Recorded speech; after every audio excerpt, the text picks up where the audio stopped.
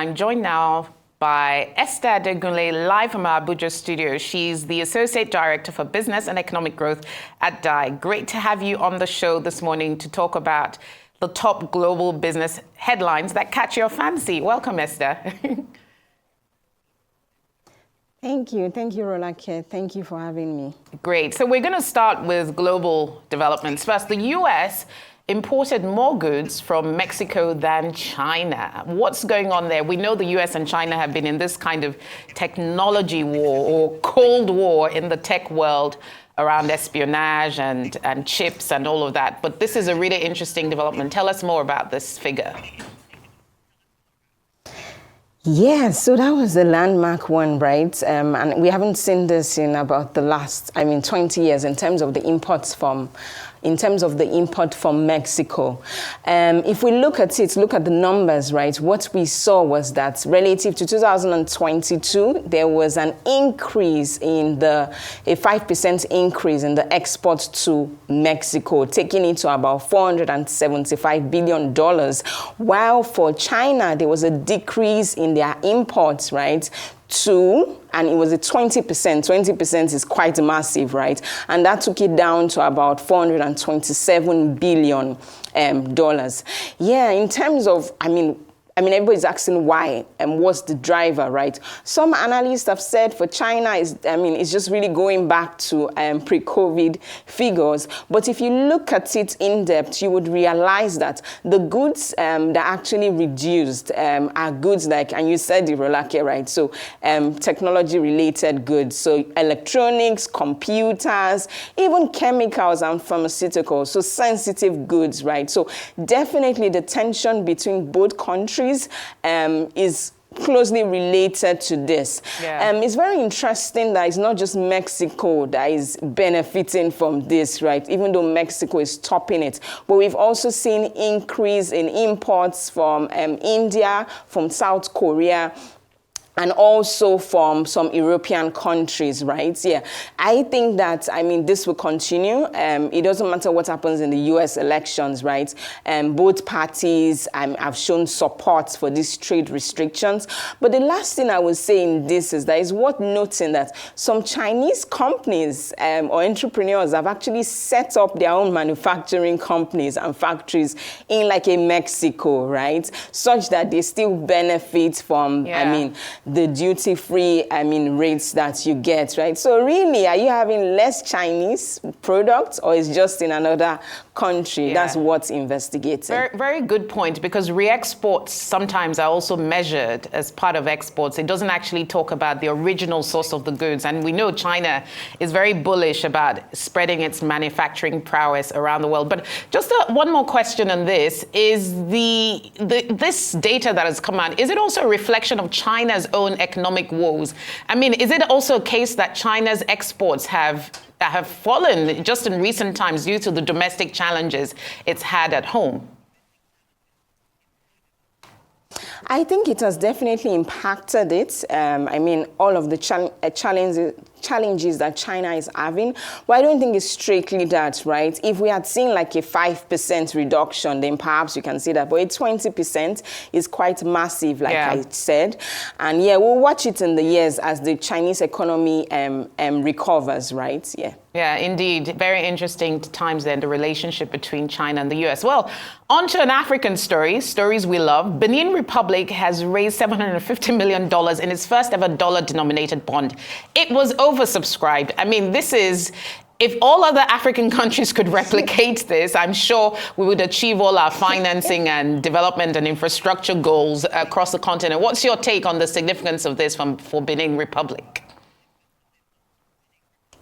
Yeah, so this was really a good one for Benin Republic, right? What we saw in the last 3 years, COVID and all, African countries were not going into the bond market. But we did see Cote d'Ivoire go some weeks ago, and then now Benin Republic. Just to go down a bit in terms of Benin Republic and look at their numbers, right? This is a strong African country. So their economic growth has averaged about 6.5% in the last 3 years. The World Bank has forecasted that this year they would also finish with 6% and also next year. So this is a strong economy. Even if you look at their inflation is what we want in many other African countries. So their inflation has been sometimes below 2%, and last year at 3.8%, right? So inflation is good. So you see that in terms of economic factors, they're actually good. It's a good one for Benin Republic. We saw them last year get some financing from IMF for private sector development, for domestic mobilization revenue. This particular fund is supposed to be utilized for budget financing, right? So meeting the deficit they have. So this is good for them. Of course, very important that this fund is utilized, hopefully for capital projects, such that whether it's infrastructure and other things that just keeps them growing as a country, right? And the people can actually see the effect of this debt, which needs to be repaid back. So yes, those are my thoughts around it. Congrats to Benin Republic. I think that other African countries will also get to the market very soon. Yes, indeed. It's interesting because we thought we had seen a sort of retrenchment of international credit coming to African economies. So this bodes well for the prospects for other African issuers, sovereign issuers who want to go into international bond markets. And of course, we wish them the best. And Patrice Talon will be riding on the back of that, the president politically, for this particular feat. On to another African story. Ethiopia is banning the importation of fossil fuel cars to focus on green mobility. Esther, I would describe this as a very radical move. The country seems to be taking the lead in terms of the energy transition and promoting a cleaner environment. What's your take? I agree with you. It's radical, it's bold, it's daring, right, to do. Coming from an African country, it's good to see, right? I guess we didn't expect to see it this year, but in future years. Yeah, so I mean, the Minister of Transport made this pronouncement this week, and I mean, as much as it's daring and bold, it's also good to look at it in terms of the feasibility, and I like to look at it from in terms of accessibility and affordability for Ethiopia, right? Yes, they came up with a development plan that elapses in 2030, where they actually plan to transit to electric vehicles, EVs, right? But in terms of the number of vehicles that they currently have, they have about 1.2 million vehicles, and only just about 7,000 are electronic vehicles. So there's still a lot of work to be done. There are plans to bring in about 150,000 electric vehicles. So that's accessibility, how many of these vehicles will be available, right? There are also plans in terms of the infrastructure around ensuring that there are places to power these vehicles, right? So that's it in terms of accessibility. If we look at affordability, how many Ethiopians that currently use fossil fuel cars can actually do that switch to electronic vehicles? I don't think many Ethiopians will be able to afford it. So the government definitely needs to be thinking around things like maybe bringing manufacturing companies to the country such that they are making the cars there and it's more affordable for its citizens. But like we said, it's a daring step, and we definitely want to watch it in the coming weeks.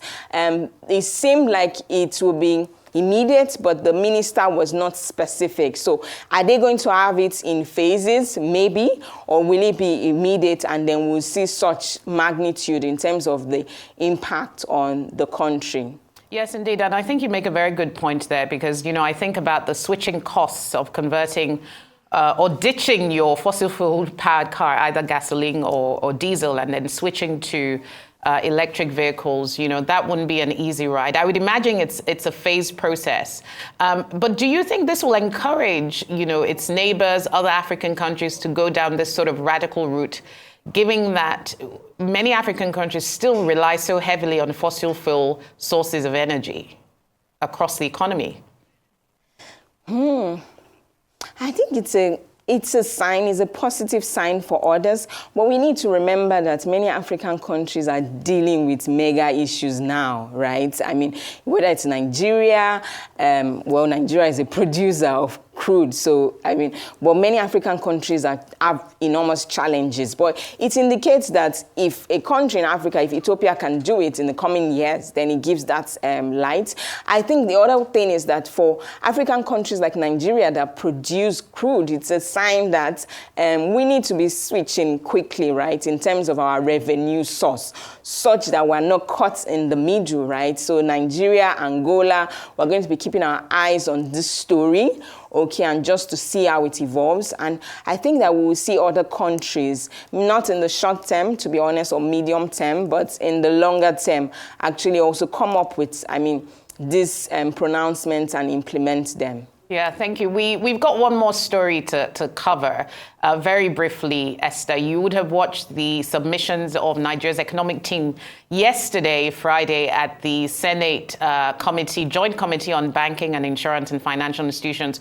What were some of your big takeaways from some of the comments made by economic policymakers? Yeah, certainly an interesting week where the economic team were at different sessions, and you mentioned it at the beginning, right?